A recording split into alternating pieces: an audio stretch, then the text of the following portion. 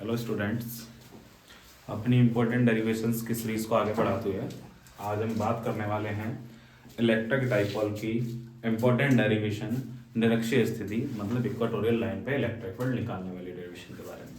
तो जैसे कि आपको हेडिंग में भी दिख रहा होगा कि electric field at equatorial line of electric dipole, मतलब कि वैद्युत द्विध्रुव की निरक्षीय स्थिति में वैद्युत क्षेत्र।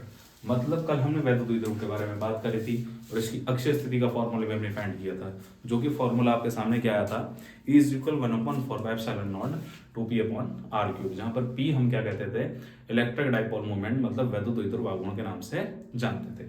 उसके बाद अब बात करते हैं कि इसकी निरक्षीय स्थिति में क्या होता है। असल में थोड़ा सा रिवाइज कर लें कि अक्षीय स्थिति क्या होती है कि वैद्युत द्विध्रुव में दोनों आवेशों को मिलाने वाली जो रेखा होती है, मतलब इलेक्ट्रिक डाइपोल में दोनों लाइंस को मिलाने वाली जो मतलब दोनों चार्जेस को मिलाने वाली जो लाइन होती है उसको हम अक्षीय रेखा या फिर एक्सियल लाइन के नाम से जानते हैं। और जो लाइन एक्सियल लाइन यानी कि अक्षीय रेखा के परपेंडिकुलर मतलब लंबवत होती है वो इक्वाटोरियल लाइन कहलाती है हमारे किसकी, इलेक्ट्रिक डाइपोल की। अब इसमें ही हम देखते हैं इस डेरिवेशन को मेनली हम कैसे स्टार्ट कर सकते हैं। तो इसके लिए हम मानते हैं कि मेरे पास कोई एक वैद्युत द्विध्रुव यानी कि इलेक्ट्रिक डाइपोल ए बी है। ये मैंने मान लिया है कि मेरे पास एक इलेक्ट्रिक डाइपोल ए बी है। ये हो गया इलेक्ट्रिक डाइपोल ए बी। अब आपको सबको पता है कि इलेक्ट्रिक डाइपोल जो होता है यानी कि वैद्युत द्विध्रुव जो होता है उसमें दो समान परिमाण के और विपरीत चिन्ह के क्या होते हैं, आवेश होते हैं। तो इसमें आवेश मान लेते हैं। तो मान लिया ये -q आवेश है यहाँ पर और ये +q आवेश है। और वैद्युत द्विध्रुव यानी कि इलेक्ट्रिक डाइपोल में दोनों चार्जेस के बीच की डिस्टेंस कितनी होती है, 2l होती है। उसके बाद देखें, अब अगर हम क्या करें कि इस इलेक्ट्रिक डाइपोल के मिड पॉइंट से स्मॉल r डिस्टेंस पर कोई पॉइंट लें P, तो इसका मिड पॉइंट मान लेते हैं। मान लिया इसका ये मिड पॉइंट है O, जो क्या करता है इस इलेक्ट्रिक डाइपोल को दो बराबर पार्ट्स में डिवाइड कर देता है, जिसका मतलब इतना पार्ट कितना बचा, स्मॉल l बचा। ऐसे ही ये वाला पार्ट भी कितना बचा, स्मॉल l बचा। अब इसके मिड पॉइंट से इस इलेक्ट्रिक डाइपोल यानी कि वैद्युत द्विध्रुव की निरक्षीय स्थिति है, मतलब इसकी इक्वाटोरियल लाइन पर। अब इक्वाटोरियल लाइन क्या होती है कि इसकी एक्सियल लाइन के परपेंडिकुलर लाइन जो कि क्या होगी, ये वाली होगी।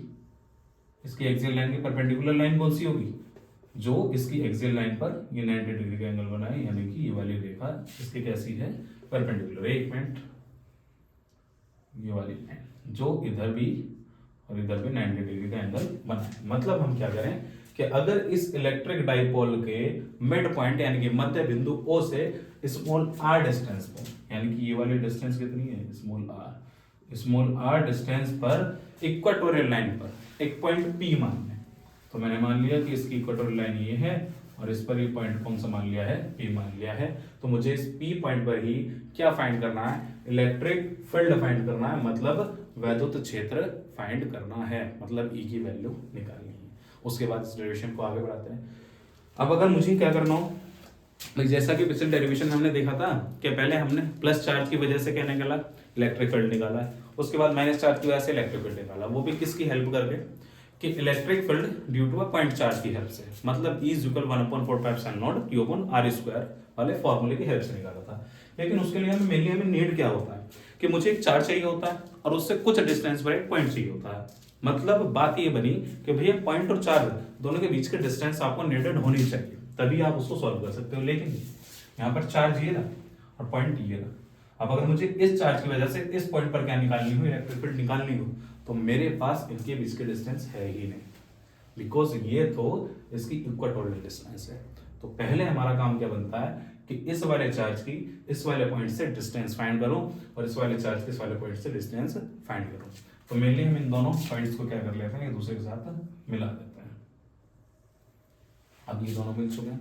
अब आप अगर देखो तो ये POB ये क्या बन रहा है, एक समकोण त्रिभुज, मतलब एक राइट ट्रायंगल बन रहा है जिसका एक एंगल कितना है, 90 डिग्री। और आप सबने पाइथागोरस थ्योरम पढ़ी होगी, क्या होती है कि हाइपोटेन्यूज इज इक्वल, हाइपोटेन्यूज का स्क्वायर इज इक्वल परपेंडिकुलर का स्क्वायर प्लस बेस का स्क्वायर, मतलब कर्ण का स्क्वायर बराबर लंब का स्क्वायर प्लस आधार का स्क्वायर। अब ये क्या मेरा कर्ण है, ये क्या है, लंब है, और ये क्या है, आधार है। मतलब मुझे यहाँ से अगर क्या निकालना हो, पी बी निकालना हो, तो आप लोग देखो तो पी बी का स्क्वायर कितना होगा बेटा, पी ओ का whole square plus O B का होल स्क्वायर। अब पी बी का स्क्वायर आपको क्या करना है, फाइंड करना है। इज इक्वल पी ओ की वैल्यू कितनी है बेटा, स्मॉल आर, तो कितना बना आर स्क्वायर, ओ बी की वैल्यू कितनी है, एल स्क्वायर। तो यहाँ से आपको पी बी निकालना है, तो स्क्वायर दूसरी साइड जाके अंडर रूट में चेंज हो गया, तो वैल्यू क्या निकली, R square plus L square. मतलब ये वाली जो वैल्यू थी, ये वाली जो डिस्टेंस थी, ये मुझे कितनी फाइंड हो गई है, under root R square plus L square. ऐसे ही चार्ज तो सेम है, बस साइन तो अपोजिट है, बिकॉज वैसे मैग्नीट्यूड काम करना है, तो डिस्टेंस ये वाली भी सेम, ये वाली भी सेम, तो इसी के अकॉर्डिंग ये भी कितनी आ जाएगी, ये भी under root R square plus L square आ जाएगी। उसके बाद अब हमने देखा था कि भाई पॉजिटिव चार्ज की वजह से जो इलेक्ट्रिक फील्ड की डायरेक्शन होती है वो पॉजिटिव चार्ज से आगे की ओर होती है, मतलब अवे फ्रॉम पॉजिटिव होती है, और जो नेगेटिव की वजह से होती है वो टूवर्ड्स नेगेटिव होती है, मतलब ऋणावेश की ओर होती है। अब मुझे देखना हो कि अगर इस वाले पॉइंट पर ये जो मेरा पॉजिटिव चार्ज प्लस क्यों है, इसकी वजह से इलेक्ट्रिक फील्ड होगा, अगर मैं उसको E1 मानूं तो उसकी डायरेक्शन किधर होगी, तो अवे फ्रॉम पॉजिटिव लेके जाऊंगा तो सीधी सी बात है B से आगे की ओर होगी, तो इसका मतलब क्या हुआ, डायरेक्शन E1 की क्या बनी, ये बनी। उसके बाद अगर मैं नेगेटिव चार्ज की वजह से देखूं तो वो टूवर्ड्स नेगेटिव होती है, मतलब नेगेटिव की ओर होती है, तो नेगेटिव की ओर तो वही कैसे होगी, इस तरह से होगी इधर की ओर, तो इसको आप E2 मान सकते हो। तो मेनली इसका फाइनल डायग्राम तो तुम्हें ये मिलता है ना। अब उसके बाद इससे सॉल्व कैसे करना है ये आपको समझ में आ गया होगा, इसको आप अपने रफ वर्क में भी यूज कर सकते हैं। अभी मैं इसको रफ कर रहा हूँ।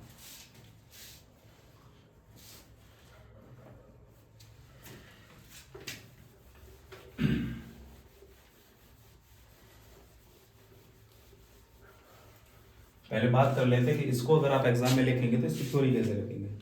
तो पहले मैं हिंदी में बताऊंगा कि माना कि एक वैद्युत द्विध्रुव ए बी, माना एक वैद्युत द्विध्रुव ए बी है जिसमें दोनों आवेशों के बीच की दूरी 2l है, तथा इस वैद्युत द्विध्रुव ए बी के मध्य बिंदु O से अत्यधिक दूरी स्मॉल r पर निरक्षीय स्थिति में एक बिंदु P माना गया है। जिस बिंदु P पर भी हमें क्या ज्ञात करना है, चुंबकीय क्षेत्र वैद्युत क्षेत्र ज्ञात करना है। दूसरी बात अगर इंग्लिश वाले बच्चे लिखें तो let us suppose electric dipole AB and the distance between both charges is 2l. At the midpoint of electric dipole, we take a distance small r at its equatorial line and let a point P on equatorial line, where we want to find electric field at this point. इस तरह से आप इसको लिख सकते हैं। Mainly Hindi में मैंने समझा दिया है, हिंदी से आप अपनी लैंग्वेज में बना के एग्जाम्स में लिख सकते हैं, क्योंकि मेनली जो आपका डायग्राम देखा जाएगा यहाँ पर। उसके बाद अब बात करते हैं कि भैया मुझे इलेक्ट्रिक फील्ड निकालना है, तो इलेक्ट्रिक फील्ड देखते हैं कि electric field due to positive charge at point P, मतलब धनावेश के कारण या धनावेश की वजह से बिंदु P पर वैद्युत क्षेत्र। तो E1 की वैल्यू तो आपको पता है, E का फॉर्मूला हमने क्या रख रखा है, 1/4πε0 Q/r²। ये वाला जो फॉर्मूला है बिंदु आवेश के कारण वैद्युत क्षेत्र पता, मतलब electric field due to a point charge वाला, जो हमने इससे पहले अक्षीय स्थिति मतलब एक्सियल लाइन वाली डेरिवेशन में भी यूज कर रखा है, जो कि कल कर रही थी मैंने डेरिवेशन। अब ये मैं पॉजिटिव चार्ज की वजह से निकाल रहा हूँ, तो ड्यू टू या फिर E1 इज इक्वल कितना हो, तो 1/4πε0। क्यों बेटा, यहाँ पर परिमाण ऐसे कैसे ही रहेगा। R की वैल्यू, R क्या होती है कि भैया चार्ज से यानी कि आवेशीय बिंदु के बीच की दूरी कितनी है, √r² प्लस l²। दूरी रखो √r² प्लस l², और इसका क्या होल स्क्वायर से अंडर कट जाएगा। तो E1 की वैल्यू आपको कितनी मिली, 1/4πε0 Q/r² प्लस l²। इससे आप इक्वेशन नंबर 1 मान सकते हैं। उसके बाद अब ऋणावेश के कारण निकालोगे। अब भैया जब ऋणावेश के कारण दूरी तो बीच की सेम ही है, तो इसका मतलब E2 का मान भी क्या रहेगा, समान ही रहेगा। देख लेते हैं, अगर मुझे E2 निकालना है तो E2 इक्वल कितना होगा, 1/4πε0 चार्ज विदाउट साइन ही रखा जाता है, मतलब मैग्नीट्यूड। उसके बाद नीचे क्या, पॉइंट से लेकर चार्ज के बीच की डिस्टेंस ये रही, under root R square plus L square का क्या होल स्क्वायर, और स्क्वायर से अंडर रूट कट जाता है। तो E2 की वैल्यू कितनी मिलती है, 1/4 pi epsilon nought Q upon R square plus L square, equation number second. अब भाई P पॉइंट पर दो इलेक्ट्रिक फील्ड निकल चुके हैं, एक पॉजिटिव चार्ज की वजह से और एक इलेक्ट्रिक चार्ज की, मतलब एक नेगेटिव चार्ज की वजह से। तो मुझे इस पर क्या निकालना है, रिजल्टेंट निकालना है इसका। अब क्या था कि एक्सियल वाली जब आई थी तो उसमें तो हमने रिजल्टेंट निकालने के लिए क्या करा, ज्यादा वाले इलेक्ट्रिक फील्ड में से कम वाले इलेक्ट्रिक फील्ड को माइनस करा और रिजल्टेंट निकाल लिया। बट यहाँ पर एक प्रॉब्लम और क्रिएट हो गई है कि भाई ये तो दोनों ही सेम है, तो रिजल्टेंट कैसे निकालें। तो उसके लिए कुछ नहीं करना, एक सिंपल से ट्रिक लगानी है। देखो 11th क्लास में कंपोनेंट सबने पढ़े होंगे, हॉरिजॉन्टल कंपोनेंट और vertical component. Horizontal component cos theta, vertical component sin theta. भाई अगर मैं इस E1 और E2 को बाहर निकालूं यहाँ से, वरना देखो इसमें, देखो इस तरह से इसी डायग्राम में देखते हैं मेरे लिए कि अगर मैं क्या करूं बेटा कि ये मेरा E1 है, E1 का हॉरिजॉन्टल कंपोनेंट कौन सा होगा, ये वाला, और वर्टिकल यानी कि ऊर्ध्वाधर कौन सा होगा, ये वाला। ये क्षैतिज घटक और ये ऊर्ध्वाधर घटक किसका, E1 का। तो ये कौन सा बना, E1 sin थीटा। ऐसे ही ये इसका ऊर्ध्वाधर घटक है तो E1 cos थीटा। ऐसे ही बेटा ये E2 है, E2 का ऊर्ध्वाधर घटक देखो तो कौन सा होगा, ये वाला। तो ये क्या बना, E2 cos थीटा। ऐसे ही इधर की डायरेक्शन में ये क्या बनेगा इसका, सॉरी E2 sin थीटा होगा ये, क्योंकि वर्टिकल कंपोनेंट है, और ये क्या हॉरिजॉन्टल कंपोनेंट, तो E2 cos थीटा। अब आप लोग देखोगे कि भैया इस डायग्राम में जो है E1 sin theta, E2 cos theta दोनों अपोजिट डायरेक्शन में जो कि एक दूसरे को क्रॉस कर सकते हैं। एक बार डायग्राम इसमें थोड़ा सा ज्यादा कॉम्प्लीमेंट हो गया, मतलब कॉम्प्लिकेटेड हो गया, थोड़ा सा आगे देख लेते हैं। देखो जैसे कि ये मेरा E1 है और ये E2 है। अब E1 का मुझे क्या निकालना है, वर्टिकल कंपोनेंट निकालना है। तो E1 का वर्टिकल कंपोनेंट ऊपर की ओर, यानी कि E1 sin थीटा, मतलब E1 का ऊर्ध्वाधर घटक। ऐसे ही इसका अगर क्षैतिज घटक यानी कि हॉरिजॉन्टल कंपोनेंट निकालना हो तो ये बेटा क्या हो गया, E1 cos थीटा इसका हॉरिजॉन्टल कंपोनेंट हो गया। उसके बाद E2 है, E2 है क्या हमारा, तो E2 का वर्टिकल कंपोनेंट क्या होगा, ये। तो ये क्या हो गया, E2 sin थीटा, मतलब E2 का ऊर्ध्वाधर घटक। ऐसे ही इसका क्षैतिज घटक कौन सा होगा, ये वाला। तो ये क्या हो गया, E2 cos थीटा। तो मुझे यही वाला डायग्राम मैंने क्या करा है, बस इसको यहाँ पर बना लिया है। और मैं आपको भी यही एडवाइस दूंगा कि एग्जाम में आप इस वाले डायग्राम को, जहाँ पर हम ये डायरेक्शन से शो करते हैं, ये जो कंपोनेंट शो करते हैं, इसको अगर इस मेन डायग्राम के बराबर में बना के आओगे तो शायद टीचर आपसे इंप्रेस होकर कुछ ज़्यादा अच्छे नंबर या चीज से आपकी मार्किंग कर ले। क्योंकि मेरा एक्सपीरियंस मेनली यही बोलता है कि यहाँ पर ये वाला जो डायग्राम होता है, ये इस वाले डायग्राम को थोड़ा कॉम्प्लिकेटेड बना देता है, जिसमें समझने में थोड़ी सी दिक्कत होती है। या तो आप इसको थोड़ा बड़ा बना के आओ, या फिर इसके साइड में ही इसको बना के आओ, जिससे कि आसानी से वो समझ पाए। अब कुछ नहीं है इसमें, देखो असल में क्या होगा, देखो ये E1 sin थीटा है और ये E2 sin थीटा है। दोनों की दोनों आपको दिख रहे होंगे कि भैया अपोजिट डायरेक्शन है। अब दोनों के क्या है, E1 E2 क्या है, इक्वल। तो क्या है, दोनों के अगर मैग्नीट्यूड सेम है तो एक दूसरे को क्या कर देंगे, क्रॉस कर देंगे, ये यहाँ से खत्म। लेकिन जो भैया सेम डायरेक्शंस में है, सेम डायरेक्शंस वाले क्या हो जाएंगे, ऐड हो जाएंगे। याद रखना इस चीज को बेटा कि इलेक्ट्रिक फील्ड अगर सेम मैग्नीट्यूड का है, मतलब इलेक्ट्रिक फील्ड अगर अपोजिट डायरेक्शन में है तो उनके बीच में सब्ट्रैक्शन होता है। और अगर इलेक्ट्रिक फील्ड्स इलेक्ट्रिक फील्ड्स अगर सेम डायरेक्शन में है तो उनके बीच में क्या होता है, एडिशन होता है। और अगर वो अपोजिट डायरेक्शन में है तो उनके बीच में क्या होता है, सब्ट्रैक्शन होता है। तो ये दोनों क्या हो गए, एक दूसरे के साथ कट आउट हो गए, लेकिन बचे हुए ये दोनों क्या हो जाएंगे, एक दूसरे के साथ ऐड हो जाएंगे। और इससे ही हम क्या फाइंड कर लेंगे, रिजल्टेंट इंटेंसिटी फाइंड कर लेंगे इसकी।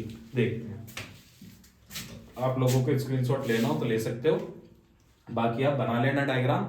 अगर किसी को नोट्स चाहिए हो तो मुझे मैसेज कर दे, नंबर मैं डाल दूंगा, उसको मैं नोट्स की कॉपी फोटो स्टेट PDF बना के भेज दूंगा।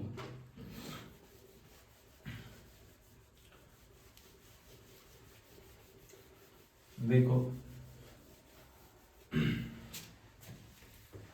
अब मुझे रिजल्टेंट इंटेंसिटी निकालनी है, वो भी किससे फाइंड करके, इन दोनों इसके हॉरिजॉन्टल घटक यानी कि हॉरिजॉन्टल कंपोनेंट्स को फाइंड करके 36 घटकों को मैं निकालकर इनकी हेल्प लेकर ही इसका रिजल्टेंट इंटेंसिटी निकालना हूं। लिख सकते हो बेटा परिणामी विद्युत क्षेत्र,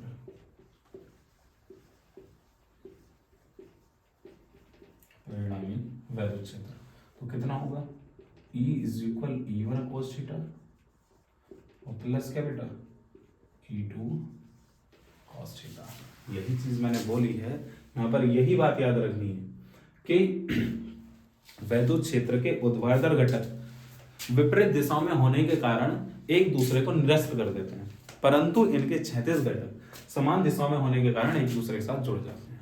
इंग्लिश वाले भी आसानी से लिख सकते हैं दैट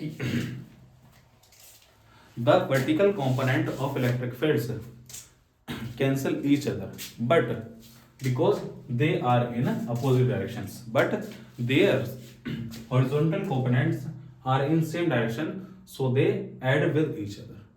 आप आसानी से लिख सकते हो। उसके बाद ये डेरिवेशन सॉल्व करने की कोशिश करते हैं। अब देखो E इज इक्वल ऐसे E ऐसे हमारा दोनों में से cos थीटा कॉमन तो क्या बना E1 प्लस E2 और cos थीटा बाहर। अब आप देखो इस E1 की वैल्यू और E2 की वैल्यू मैंने निकलवाई है आपको, तो डायरेक्ट कर देंगे। E1 की वैल्यू 1/4 पाई एप्सिलॉन नॉट, देखो Q upon R square plus L square, उसके बाद बेटा प्लस E2 की वैल्यू 1/4 पाई एप्सिलॉन नॉट। चलो वरना देखो एक तरीका और बताता हूँ तुम्हें, देखो सिंपल तरीका से। देखो कभी भी ऐसा हो कि दो वैल्यू हमें ऐड करनी हो और दोनों सेम वैल्यू हो, तो कुछ नहीं करना, एक वैल्यू लिखनी है और 2 से मल्टीप्लाई कर देनी है। जैसे कि भाई हमने देखा कि अगर हमने तुमसे कहूं कि भैया एक बिस्किट का पैकेट कितने का है, 2 रुपए का है, तो फिर 2 बिस्किट के पैकेट बता दो कितने के आएंगे, तो तुरंत आप लोग क्या बोल दोगे कि भैया 4 के आएंगे। 4 के कैसे आएंगे कि एक बिस्किट का पैकेट 2 का था और संख्या कितनी थी, 2 ही बिस्किट के पैकेट थे, तो 2 दूनी 4 होगी। ऐसे भी यहाँ पर दोनों इलेक्ट्रिक फील्ड सेम है, दोनों की वैल्यू सेम आ रही है और दोनों को ऐड करना है, तो एक को लिखकर 2 से मल्टीप्लाई कर दो ना। बात तो वही है भाई, 2 + 2 करूं या 2 × 2 करूं, बात तो एक ही चीज है। तो इसलिए बार बार इतना बड़ा लिखने की क्या जरूरत है, डायरेक्ट एक पर डी लिखो इसमें कि भैया 2 × 1/4 पाई एप्सिलॉन नॉट और Q upon R square plus L square, direct लिखो। उसके बाद अब ये cos थीटा, ये देखो ये कैसे फाइंड करेंगे।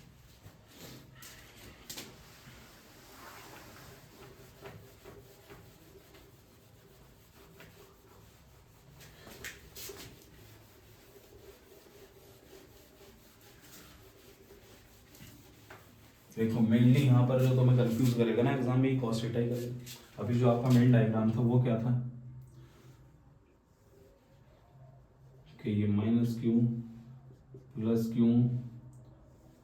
यहाँ पर ये पॉइंट O, ये डिस्टेंस R, ये भी L, ये भी L, ये √r² प्लस L स्क्वायर। अब ये बेटा दोनों 90 डिग्री के एंगल थे। अब एक चीज बताओ, अगर ये एंगल थीटा है, अब एक बात बताओ cos थीटा की वैल्यू क्या होती है, बेस अपॉन हाइपोटेन्यूज, आधार बटे कण होती है। तो यहाँ से मैं किसकी वैल्यू निकाल सकता हूँ, इसकी निकाल सकता हूँ ना आंसर। देखो cos थीटा की वैल्यू क्या लिख सकता हूँ भाई, इस वाले ट्रायंगल में लगाओ चाहे इसमें लगाओ, बात तो एक ही। क्यों एक है, क्योंकि भैया ये भी तो वैल्यू सेम ही है, चाहे आप जिसमें लगा लो दोनों तरफ सेम ही आने वाला है। तो क्या लिख सकता हूँ, cos theta is equal base upon hypotenuse, आधार बटे कण। तो लिखो डायरेक्ट इसमें, ये था आधार कितना L, तो L ऐसे कैसे, कण कितना है √r² प्लस L स्क्वायर। तो इस तरह से यहाँ पे मुझे क्या फाइंड करना है, cos थीटा फाइंड करना है। देखो उसके बाद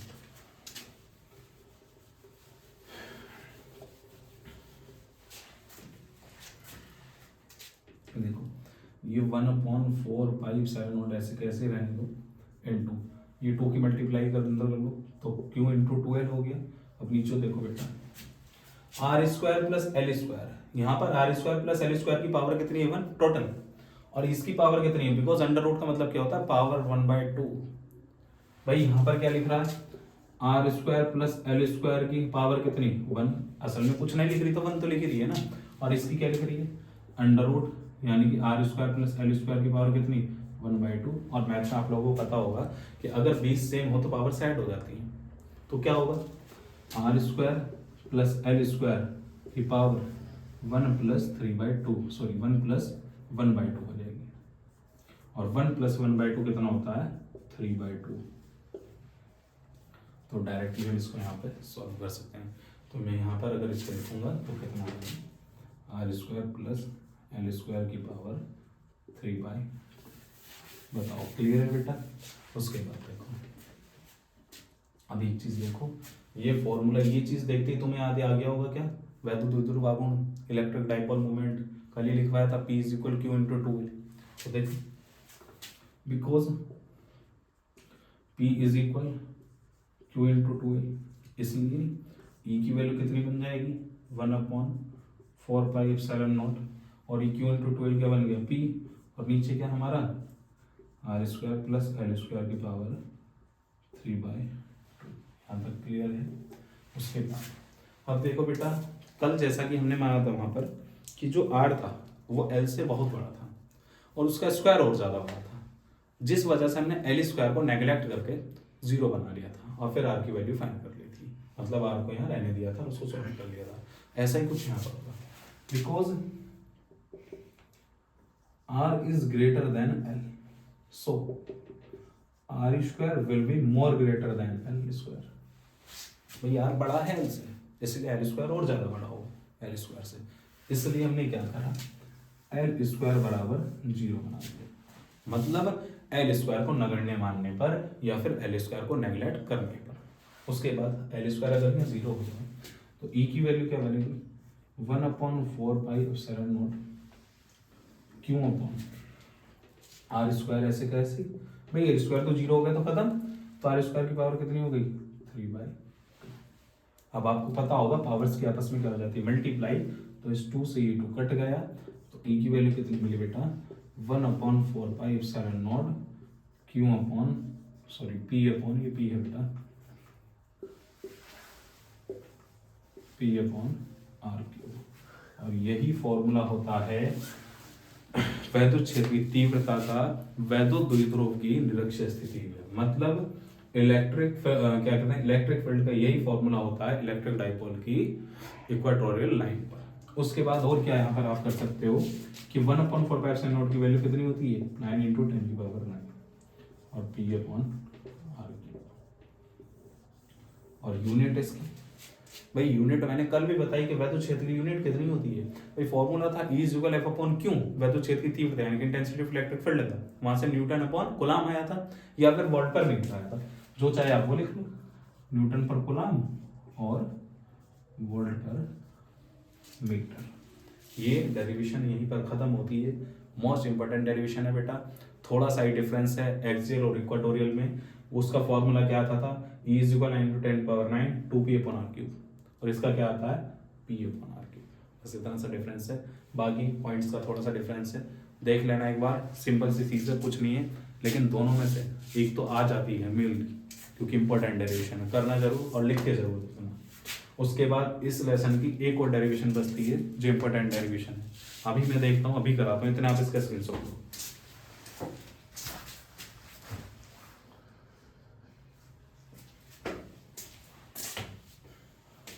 अब बढ़ते हैं आगे की डेरिवेशन की ओर।